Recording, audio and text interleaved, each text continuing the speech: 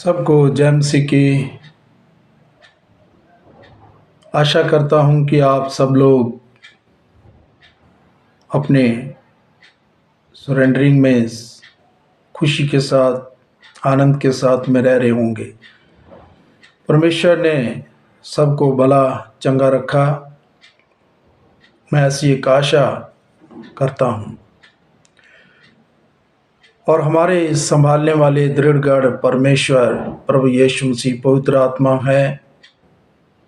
लाखों स्वर्गदूत जिनको हम देख नहीं पाते हैं, ये हमारी रक्षा के लिए रोज तैयार रहते हैं। जैसा पवित्र शास्त्र में आया है कि वह अपने दूतों को भेजकर तेरी रक्षा करेगा। हम अंदाज़ा नहीं लगा सकते हैं, बहुत सारे स्वर्गदूत हमारे इर्द गिर्द रोज चलते हैं। हम कहीं भी जाते हैं आते हैं तो परमेश्वर ने उनको ठहराया है कि ये मेरा जन है, तुम लोग इसकी रक्षा करना, जो कि वचनों के अनुसार है। इस्राएलियों को भी मिस्र से निकाला तो परमेश्वर ने मूसा को बताया कि देखो मेरा दूत ये सारी प्रजा के आगे आगे चलेगा, वो तुम्हारी रक्षा करेगा, तुम कोई गलती मत करना उसके सामने। तो प्यारे लोगों, ये एक बहुत भेद की बात है, लेकिन आज जो एक विषय हमारे सामने है उसको लेकर मैं आगे बढ़ना चाह रहा हूँ। पिछली वीडियो में हमने बातें की कि एक दुनिया का अंत आ रहा है।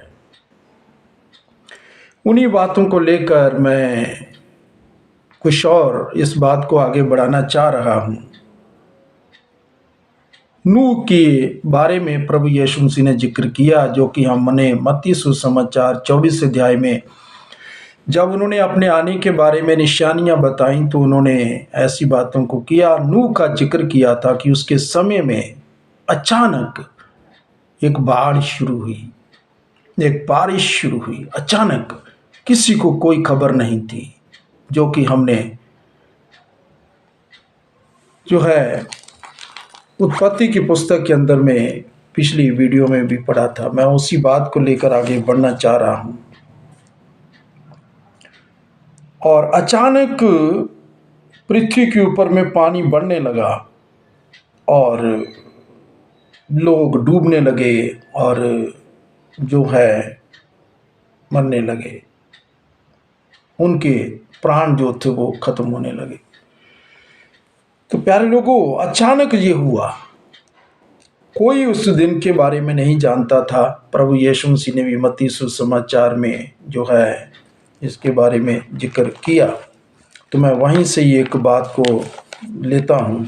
मत्ती सुसमाचार में मैं फिर से उस वचन को पढ़ना चाह रहा हूँ कि अचानक वो दिन उनके ऊपर आ गया।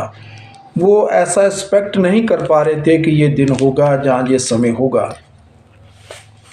यहाँ पर आज मैं 2 वचनों को ले रहा हूँ, मत्ती सुसमाचार और जो 24 अध्याय में वहाँ पर लिखा है 36 वचन से मैं पढ़ रहा हूँ। उस दिन और उस घड़ी के विषय में कोई नहीं जानता, ना स्वर्ग के दूत और ना पुत्र, परंतु केवल पिता। जैसा नूह के दिन थे वैसा ही मनुष्य के पुत्र का भी आना होगा।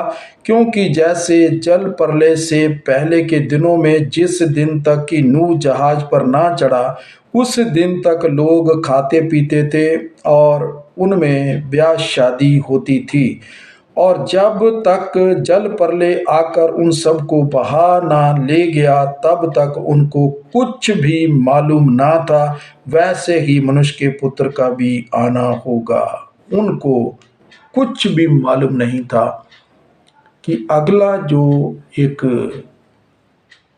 दिन होगा या अगला एक जो 2 घंटे होंगे वो कैसे होंगे। अचानक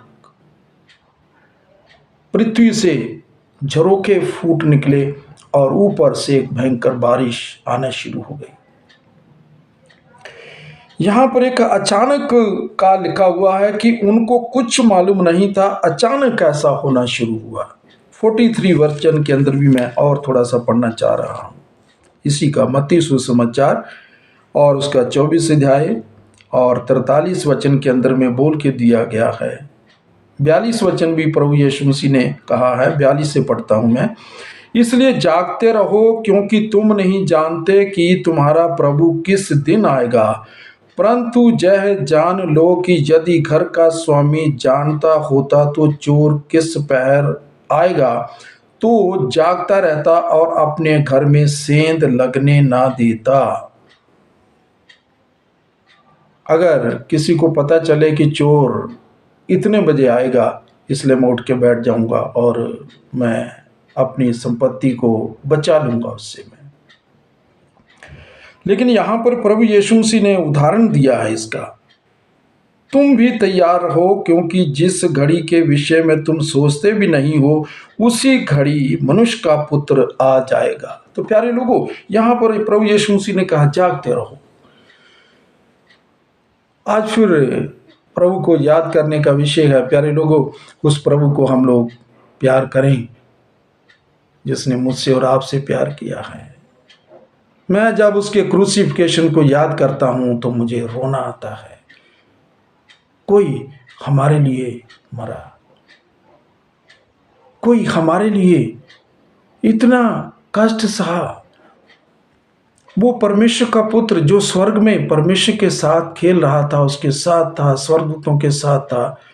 इतनी विश्राम की वो जगह है जिसका हम बयान नहीं कर सकते हैं। वहां से उसको स्वर्ग छोड़ना पड़ा ताकि मैं और आप किसी ना किसी रीति से हम स्वर्ग में पहुंच जाएं।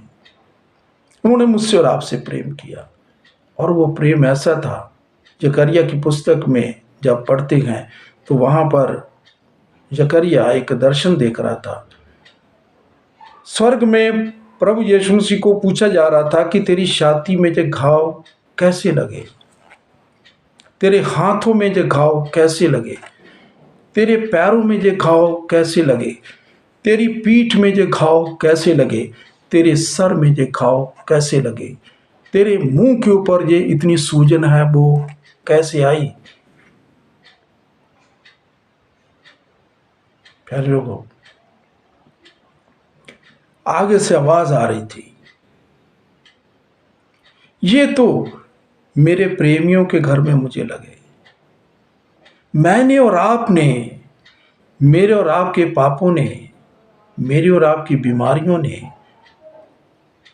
मेरे और आपके दुखों ने यीशु मसीह को इतना मजबूर कर दिया था। ये उसकी मजबूरी नहीं थी, ये मेरी और आपकी एक मजबूरी, मेरी और आपकी एक कमजोरी, मेरे और आपके पाप यीशु मसीह को ये सहने के लिए उन्होंने मजबूर कर दिया उसको। और वो मेरे और आपके लिए क्रूस के ऊपर में चढ़ के मरे। इसलिए प्यारे लोगों, इस बात को जब हम ध्यान करते हैं, हम प्रभु को प्रेम करें जो मेरे लिए और आपके लिए क्रूस के ऊपर मारा गया, गाड़ा गया, तीसरे दिन जिंदा हुआ, 40 दिन पृथ्वी में रहा, लोगों को दर्शन दिया जगह जगह, और फिर 40वें दिन स्वर्ग में उठा लिया गया। अभी वो परमेश्वर के पास वहां पर मेरे लिए और आपके लिए वो प्रार्थना कर रहा है।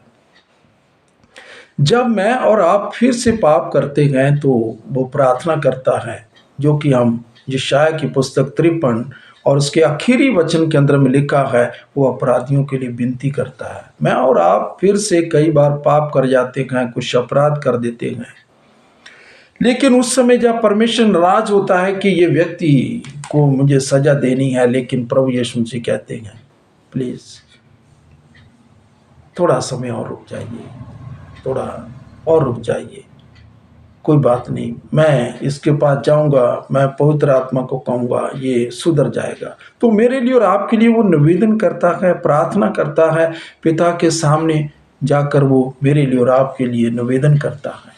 प्यारे लोगों, इसी बातों को ध्यान करते हुए आज जब हम यहाँ पर एक विषय को लेकर चल रहे हैं, तो यहाँ पर प्रभु यीशु मसीह ने कहा तुम सावधान रहना, तैयार रहना, मैं फिर से आ रहा हूं। और यही बातें हम लोग कर रहे थे। प्यारे लोगों, ये बातें, प्यार की बात जो मैं यीशु मसीह के प्यार की बात कर रहा था, उसको जो है हम लोग समझने के लिए कोशिश करें। प्रभु मुझसे और आपसे प्यार करता, क्यों मुझे और आपको स्वर्ग में ले जाना चाहता है, क्यों मुझे और आपको जो है इस पृथ्वी के दुखों से, कष्टों से छुड़ाना चाहता है, उसको क्या पड़ी है। सिर्फ यही है कि प्यार है, और उसी प्यार की खातिर उसने मेरे लिए और आपके लिए क्रूस के ऊपर अपने आप को बलिदान कर दिया। प्यारे लोगों, जो विषय है मैं उसके ऊपर में आना चाह रहा हूँ। आइए हम लोग क्या करें, आगे बढ़ें। और नूह के बारे में हम लोग जो थे बात कर रहे थे। परमेश्वर नूह को प्यार करता है, उसके परिवार को प्यार करता है उसकी खातिर, क्योंकि वो नूह एक धर्मी व्यक्ति है। तो मैं फिर से जो है वहाँ जाना चाह रहा हूँ। नूह को जो बचना था, परमेश्वर ने एक तरीका बताया कि अगर तू भी इस दुनिया से बचना चाहता है तो तू क्या करना, मेरी आज्ञा को मान। और उसने उस आज्ञा को माना। क्या आज्ञा को माना, मैं इसको थोड़ा पढ़ना चाह रहा हूँ। उत्पत्ति की पुस्तक 6 अध्याय में जब हम 13 वचन से लेकर पढ़ते हैं, मैं उन बातों को पढ़ना चाह रहा हूँ। तब परमेश्वर ने नूह से कहा, सब प्राणियों के अंत करने का प्रश्न मेरे सामने आ गया है, क्योंकि उनके कारण पृथ्वी उपद्रव से भर गई है। इसलिए मैं उसको पृथ्वी समेत नाश कर डालूंगा। इसलिए तू गोपेर वृक्ष की लकड़ी का एक जहाज बना ले, उसमें कोठरियां बनाना और भीतर बाहर उस पर राल लगाना, और इस ढंग से उसको बनाना, जहाज की लंबाई 300 हाथ, चौड़ाई 50 हाथ और ऊंचाई 30 हाथ की हो। जहाज में खिड़की बनाना और इसके एक हाथ ऊपर से उसकी छत बनाना, और जहाज की एक अलंग में एक द्वार रखना, और जहाज में पहला, दूसरा और तीसरा खंड बनाना। हमने वचनों को पहले भी पढ़ा होगा। लेकिन परमेश्वर नूह को कह रहा है, नूह, मैं तुझे और तेरे घराने को बचाना चाह रहा हूं। और थोड़ा सा और भी एक बात को परमेश्वर यहाँ करना चाह रहा है। आगे जब हम पढ़ेंगे तो उसने कहा था कि सब जो पक्षी हैं, जीव जंतु, कीड़े मकोड़े, जानवर जितने भी हैं, इनमें से अपने आप क्या करेंगे, जहाज के अंदर जो है वो जोड़ा जोड़ा करके आएंगे, और उनको भी जहाज में अपने साथ रख लेना, ताकि आगे आने वाले समय के अंदर जो है फिर से ये नस्लें बचाई जाएं, फिर से ये जातियां बचाई जाएं। लेकिन मनुष्य को जो था, सिर्फ नूह और उसके परिवार, उसके 3 बेटे 3 बहुएं, नूह और उसकी पत्नी, ये 8 लोग ही जहाज के अंदर आने के लिए परमेश्वर ने अलाउ किया था। इसलिए इनको किया, इन्होंने क्या कर दिया, जहां पर बैठ के अपनी जान बचानी है, जिस जहाज में बैठकर जान बचानी है, उस जहाज को क्या करना था, एक तरीका था बनाने का।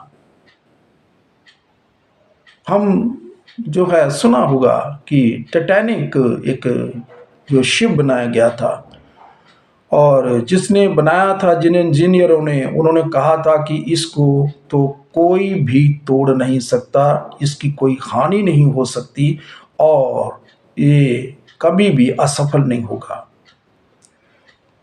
प्यारे लोगों, मैंने उसके बारे में बहुत लंबी चौड़ी, एक टाइटैनिक जो एक शिप था, जहाज बनाया गया था, पानी का जहाज, उसके बारे में एक लेख है। मैं सारी बातें फीड नहीं करना चाह रहा हूँ, क्योंकि उसी में समय गुजर जाएगा। लेकिन वो अगर देखा जाए तो उसकी लंबाई, चौड़ाई, ऊंचाई जो बनाई गई थी, वो एक मेजरमेंट के अनुसार नहीं थी। लेकिन परमेश्वर ने यहाँ पर एक मेजरमेंट दी, मैं उसका जिक्र ज़्यादा करना चाह रहा हूँ। यहाँ पर 15 वचन जो है लिखा हुआ 6 का 15 में, और इस ढंग से उसको बनाना, जहाज की लंबाई 300 हाथ, चौड़ाई 50 हाथ और उसकी ऊंचाई जो है वो 30 हाथ की होनी चाहिए। इससे ना कम करना और ना इससे बढ़ाना। हाथ करके बोला गया। पहले की जो नापें थी उस समय, तो अभी तो बहुत डेवलप हो गया, हम अभी के समय के अनुसार देखते हैं। पहले ऐसा स्केल वगैरह कोई नहीं था। जो स्केल चलता था वो हाथ जो होता है आपका, इन उंगलियों से लेकर और यहाँ जो एल्बो है मुड़ने तक, इसको एक हाथ कहा गया है। और उसको कहा था कि इतना एक हाथ के मतलब जो है उसकी नपाई करके 300 हाथ लंबा जहाज बनाना। उसके बाद उसकी चौड़ाई जो होगी 50 हाथ होगी और उसकी जो ऊंचाई रखोगे वो 30 हाथ की होनी चाहिए। प्यारे लोगों, ये 3 नापें पवित्र शास्त्र में आई हैं।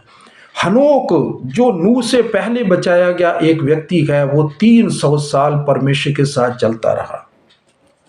अगर आप इसको जो है 5 अध्याय के अंदर में पढ़ेंगे, 21 वचन से लेकर जो है मैं पढ़ रहा हूं। जब हनोक 65 वर्ष का हुआ तब उसने मतुशेला को जन्म दिया, और मतुशेला के जन्म के पश्चात हनोक 300 वर्ष तक परमेश्वर के साथ साथ चलता रहा, और उसके और भी बेटे बेटियां उत्पन्न हुई। कितना? 300 साल हनोक परमेश्वर के साथ चला। उसकी टोटल जो आयु है 365 वर्ष लिखी हुई है। 300 साल परमेश्वर के साथ चला। जब उसको पता चला कि एक परमेश्वर है जिसने सब कुछ बनाया है, उसी परमेश्वर ने हमें जीवन दिया है, तो वो परमेश्वर के साथ में चलना शुरू कर दिया, और उसने अपना मन परमेश्वर की ओर लगा लिया। लाइफ टाइम उसने एक कमिटमेंट लिया। ये 300 हाथ किसको दिखाता है? लंबे को। अपने जीवन के अंदर कमिटमेंट लेना कि लाइफ टाइम मैं यीशु के साथ साथ रहूंगा जिसने मुझे जीवन दिया। प्यारे लोगों, मेरी लाइफ में ऐसा ही हुआ। 1993 में एक ऐसी भयंकर बीमारी आई और मैं हॉस्पिटल में एडमिट हो गया। जब मरने लगा, कोई डॉक्टर मुझे बचाने वाला नहीं था। मेरे बेड तक उस दिन कोई नहीं आया। 3 बार कॉल किया गया लेकिन कोई नहीं आया। मैं अचानक सटपटाने लगा अपने बेड पे, और मुझे लगा कि आज मेरे जीवन का आखिरी दिन होगा। और उसके बाद में फिर क्या हुआ, अचानक मैं सोचने लगा भी क्या करूं। मैंने पढ़ा था, मुझे पता नहीं था यीशु मुझे चंगा करेगा।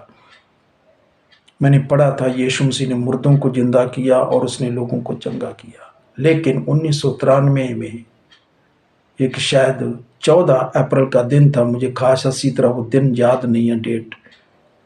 और उस दिन यीशु मसीह ने मुझे चंगा कर दिया उस हॉस्पिटल में। मैं रोने लगा, प्रभु आपने इतने लोगों को चंगा किया, मुझे चंगा करिए। और उस दिन यीशु ने मुझे जीवन दे दिया। 1993 से लेकर जब मुझे पता चला, मैं एक नौकरी कर रहा था, रिज़ाइन किया, और रिज़ाइन करने के बाद मैंने सोचा कि अब ये जीवन यीशु मसीह ने दिया, अब ये जीवन मैं अपना प्रभु यीशु मसीह को देता हूँ। और मैंने अपना मन सेवकाई के लिए लगा दिया। प्रभु का धन्यवाद हो।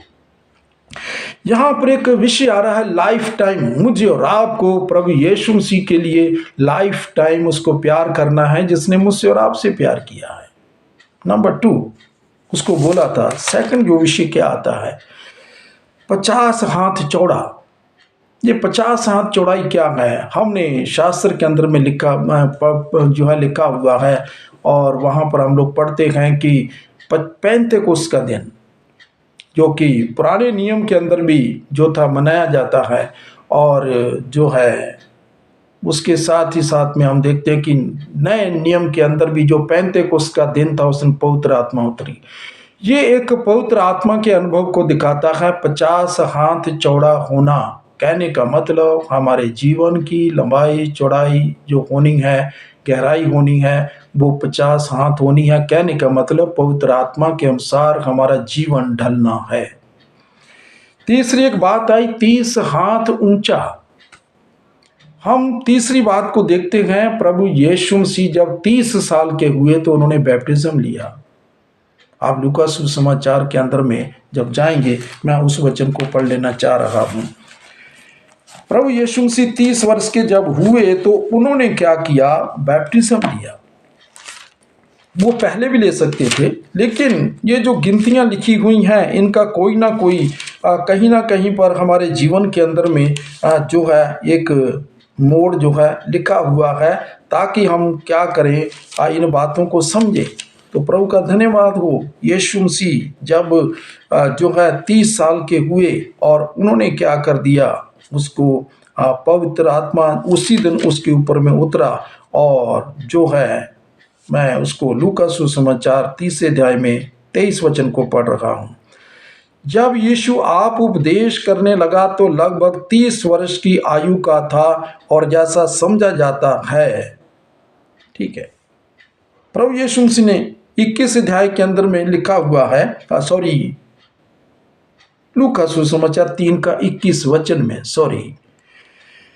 जब सब लोगों ने बपतिस्मा लिया और यीशु भी बपतिस्मा लेकर प्रार्थना कर रहा था तो आकाश खुल गया और पवित्र आत्मा शारीरिक रूप में कबूतर की नाई उन पर उतर आया और आकाशवाणी हुई, देखो ये मेरा प्रिय पुत्र है जिससे मैं प्रसन्न हूँ। ये परमेश्वर की ओर से आकाशवाणी हुई। प्रभु यीशु मसीह 30 वर्ष के थे जब उन्होंने बैप्टिज्म लिया, और जब बैप्टिज्म लिया लेते ही जैसे पानी से ऊपर आए, पवित्र आत्मा उनके ऊपर में उतरा और उनकी यात्रा फिर शुरू हो गई। 40 रात और दिन वो जंगल में चले गए, प्रार्थना में चले गए। और जब वो प्रार्थना में चले गए 40 रात और दिन लगातार वो जंगल के अंदर में वीरान स्थान के अंदर में प्रार्थना में चले गए, पवित्र आत्मा की समर्थ उनके अंदर में जब भर गई और वो शरीर के अंदर थे, मेरे और आपकी तरह ही उनका शरीर था और वो उसको लेकर आगे बढ़कर चले गए। इसी बात को सामने लेकर प्यारे लोगों, जब 30 हाथ उसको क्या करना था, ऊंचाई मेरे और आपके जीवन को दिखाता है कि मुझे और आपको बड़ा सोच समझकर बपतिस्मा लेना है, पवित्र आत्मा का अभिषेक पाना है और मुझे और आपको पवित्र आत्मा के द्वारा प्रभु के साथ चलकर अपने लाइफ टाइम के लिए उसके साथ चलते रहना है। ये इसका एक भेद है। नए नियम के अंदर भी प्रभु यीशु मसीह ने क्या किया, इन 3 बातों को बोल कर दिया। किसको? निकोदेमुस को।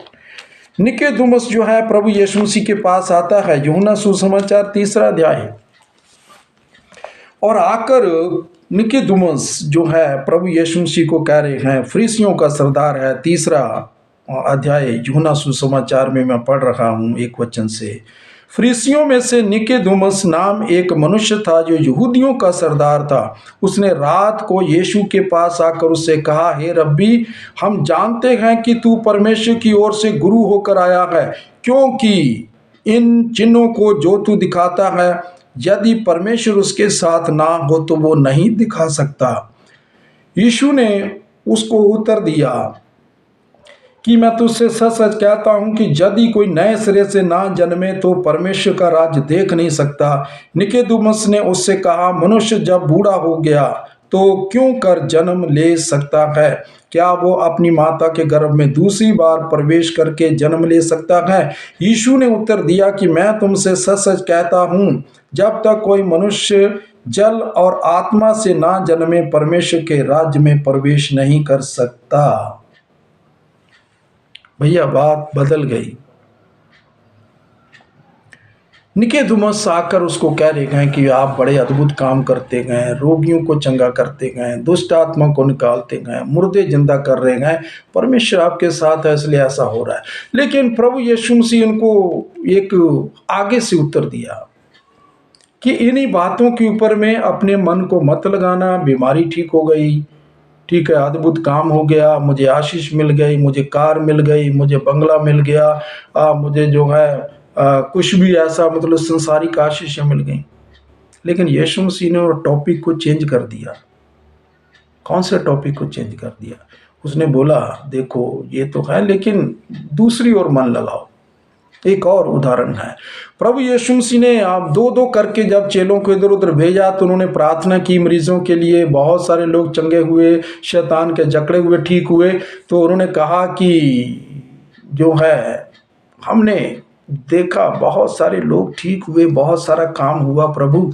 और ऐसा करके जब हुआ तो प्रभु यीशु मसीह ने बोला, इस बात के ऊपर में घमंड मत करो, इस बात से खुश हो कि तुम्हारे नाम स्वर्ग में लिखे हैं।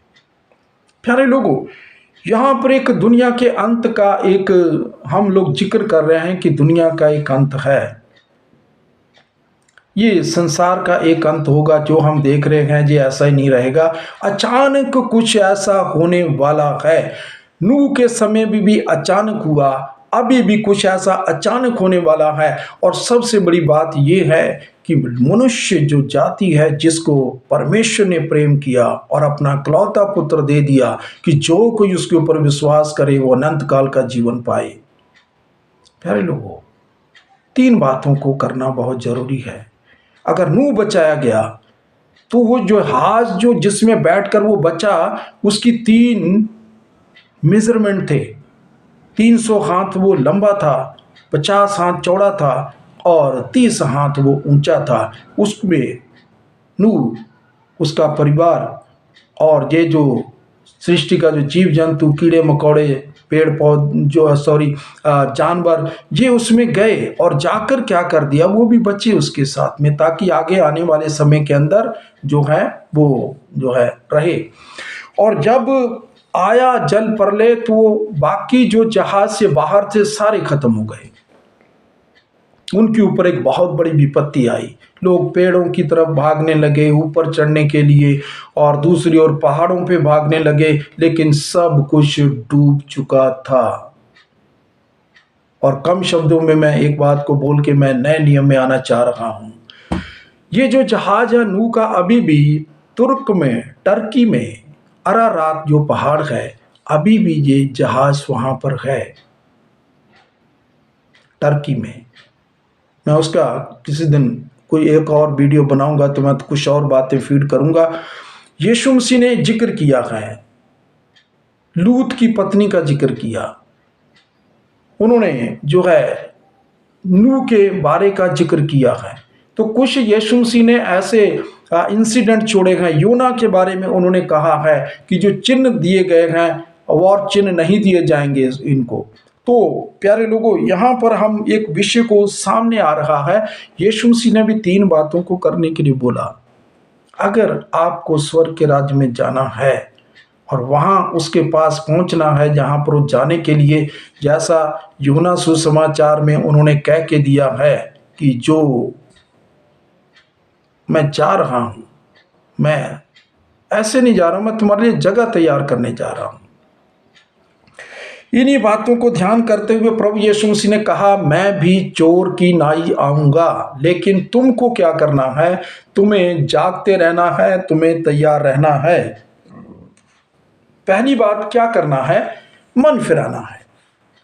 मन फिराना कौन सा एक अनुभव है हमें, जो हम पहले कर रहे थे, जिन बातों में हम लोग पहले फंसे थे, जिन पापों में हम पहले फंसे थे, जिन रीतियों में हम लोग पहले फंसे थे, हम लोग जो भी पहले कर रहे थे प्रभु में आने से पहले, जो भी हम गलत कर रहे थे, उनको सबको क्या करना होगा, टाटा बाय बाय बोलना होगा।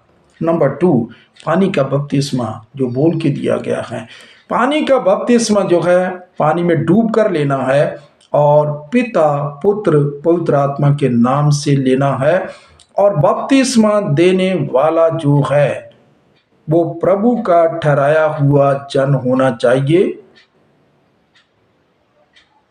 ये जितने भी ठहराए हुए थे, यीशु मसीह ने आपको मालूम है कहां बपतिस्म लिया।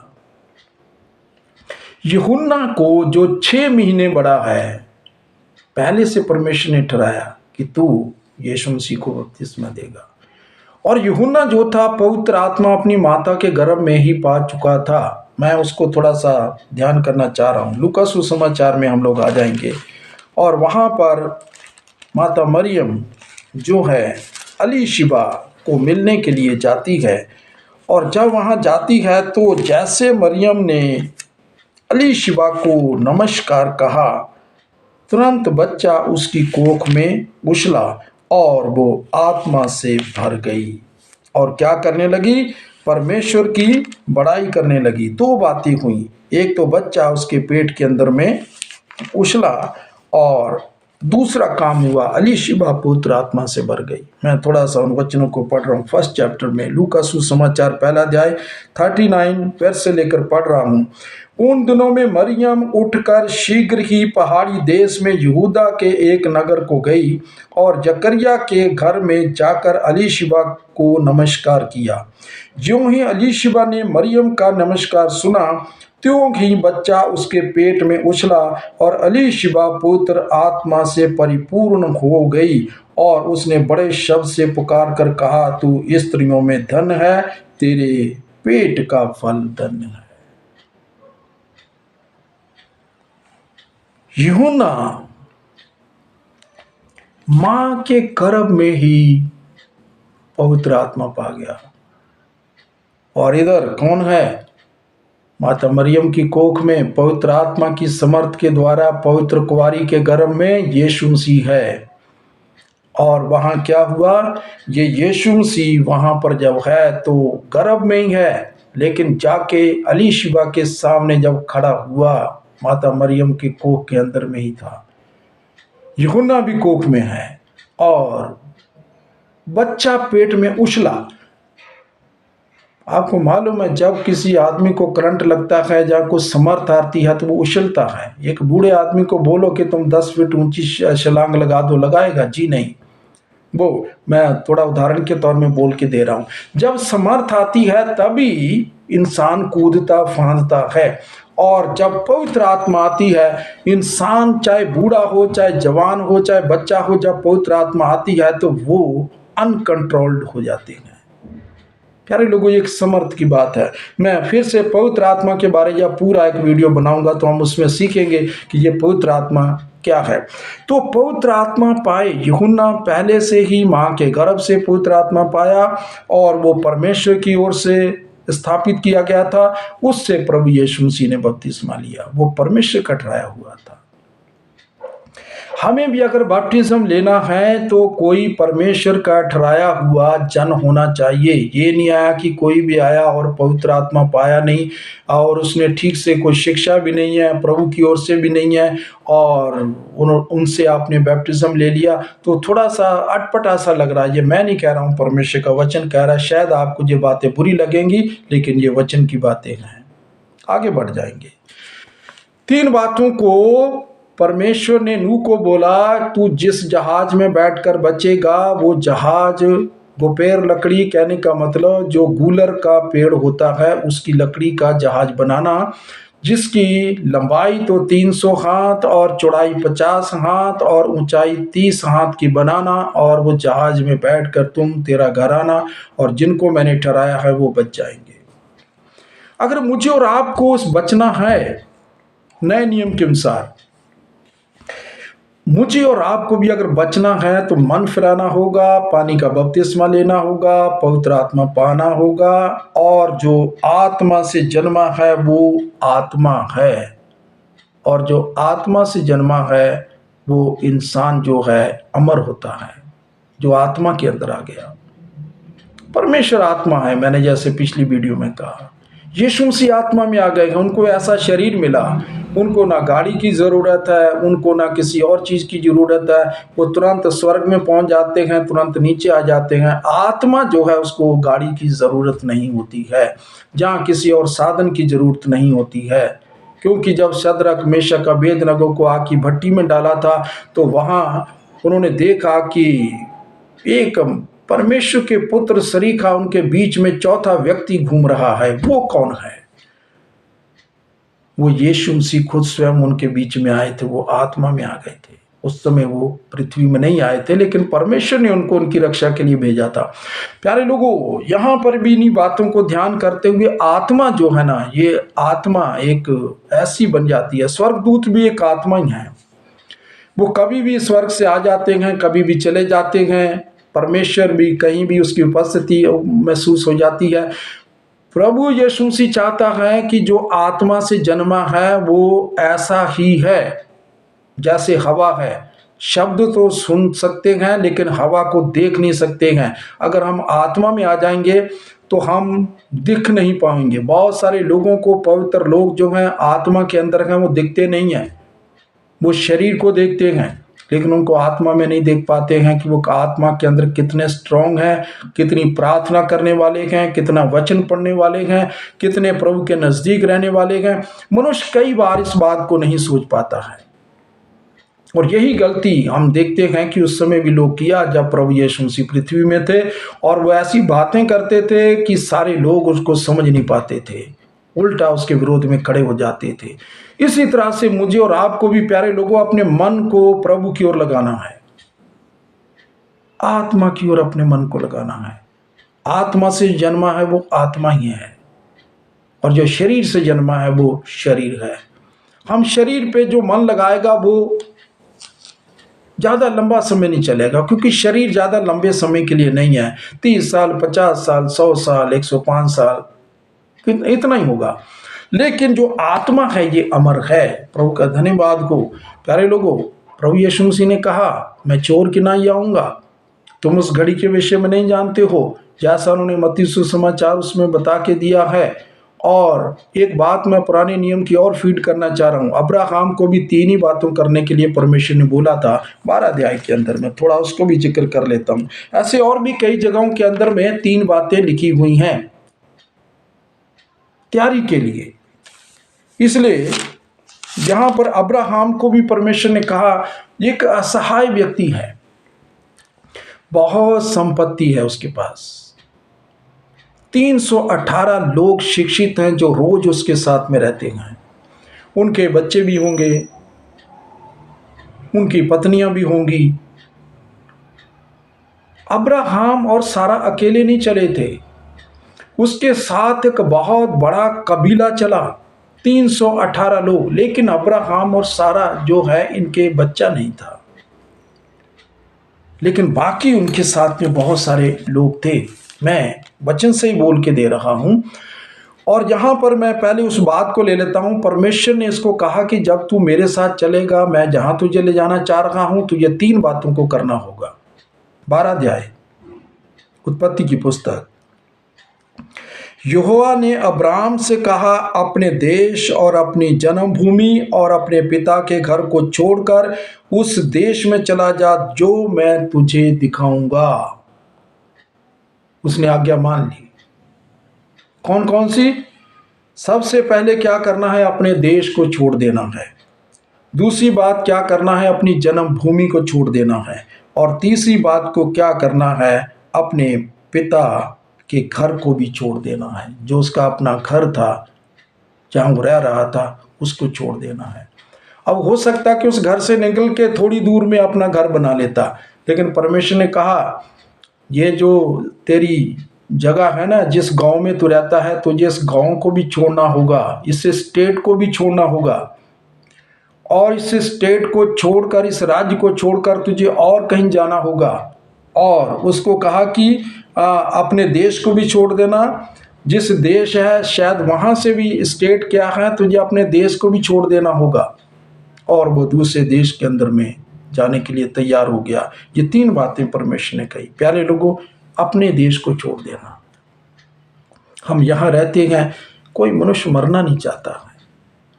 वो ये चाहता है कि मैं क्या करूं, मैं यहीं रहूं और सदा जीवित रहूं, अपने परिवार में रहूं, अपने कुटुंबियों के बीच में रहूं, जहां मैंने जन्म लिया है उस भूमि में मैं रहूं, वही मेरे घर के अंदर में रहूं जहां मैंने जन्म लिया है। ये मनुष्य के विचार हैं।